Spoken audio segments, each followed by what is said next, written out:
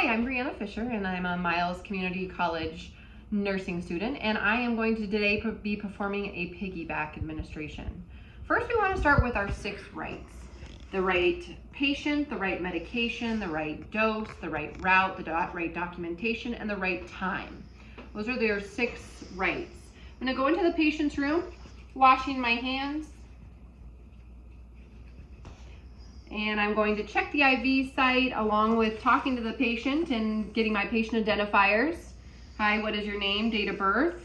Looking at the site, not noticing anything, documenting, no swelling, redness, edema. And then I'm going to start looking at my physician orders. So my physician orders, along with my MAR, which I'll be checking by the bedside as well, says administer the clariforin 560 milligram IV piggyback every 8 hours.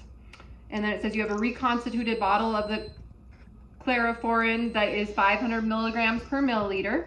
Place in 50 milliliters of 0.9% saline and infuse over 45 minutes, giving 4 doses. So I'm looking here, our drop factor is 10. My medication I'm going to do is a 1.1 milliliters of the antibiotic. And my drop rate's going to be 11 drops. So we're going to get everything ready here.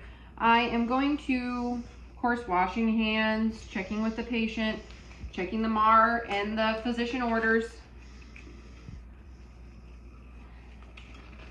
Now I'm going to look at the medication. So I'm going to get my medication bag for my piggyback, open it up.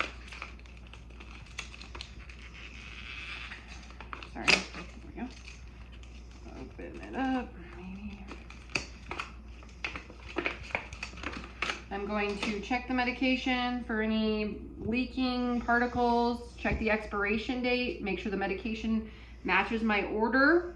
And then I am going to label. So I'm going to label my bag on the back so you can read the medication on the front with the name of the drug, my initials, the date, and time and infusion rate.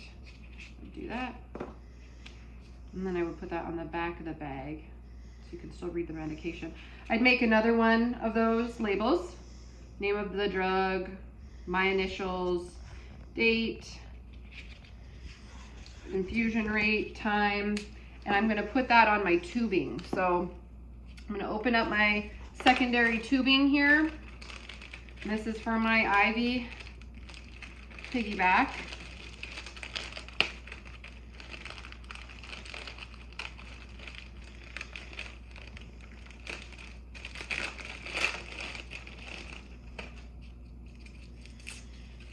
And I'm going to put a label on my tubing as well.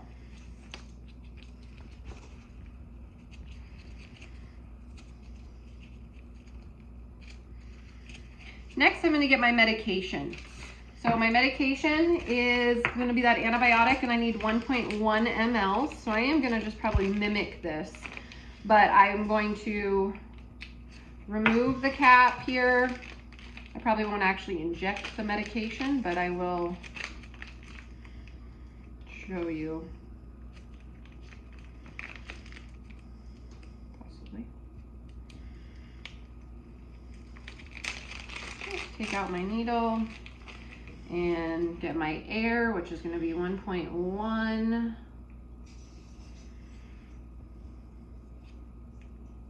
Not take that off yet because I'm going to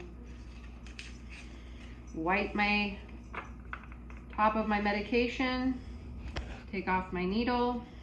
Now on my medication, I want to check the expiration date and also that there's no particles, cracks, or anything, crystals in the medication, and that the medication also does match my order from the physician. Yes, okay, that's many milliliters, okay. And so then I'm going to inject my air, pull out my medication.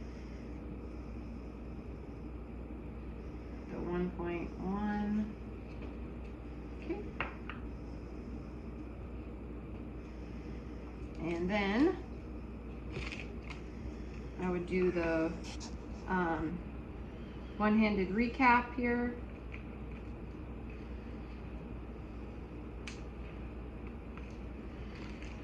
Going over to my bag now, I'm going to take another alcohol wipe and I'm going to clean, oops, sorry, shake it.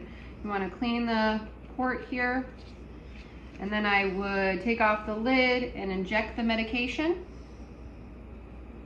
After the medication was injected, I would discard the needle and the sharps, and then you want to just gently mix the medication, not shaking it, but mixing ever so slightly. Okay, after that's done, I'm going to take off my rubber cap here. I would take a clean alcohol wipe, clean my port.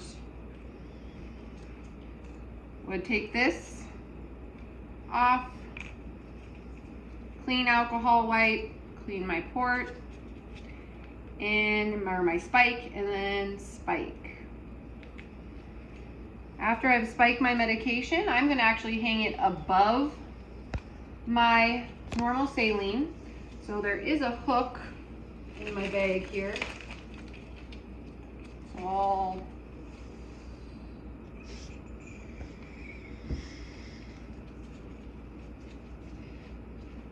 So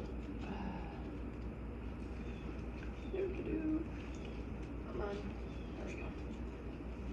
So I'm going to use gravity and bring down my normal saline. Now also make sure that your clamps are closed on your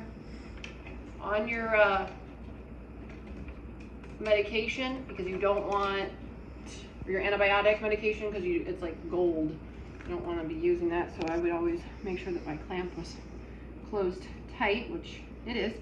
Okay, and then I'm going to take this clean alcohol swab, again, wiping with the clean alcohol swab, and wiping this with a clean alcohol swab, and then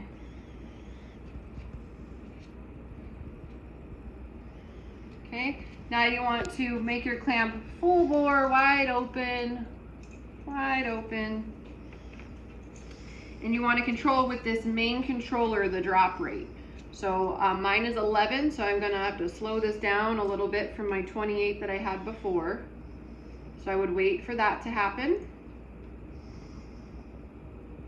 Okay, so you would count a full minute, try and get 11 drops.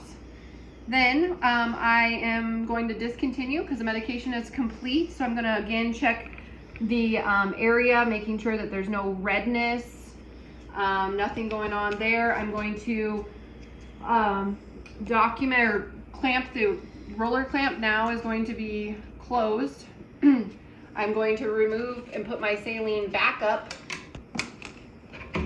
to where it was with the IV medication, and I'm going to change back to my 28 drops per minute for my medication route. So trying to get that back up. I'm going to document everything, the site of the medication, and all of everything that I have done, everything that I've administered, and that's it.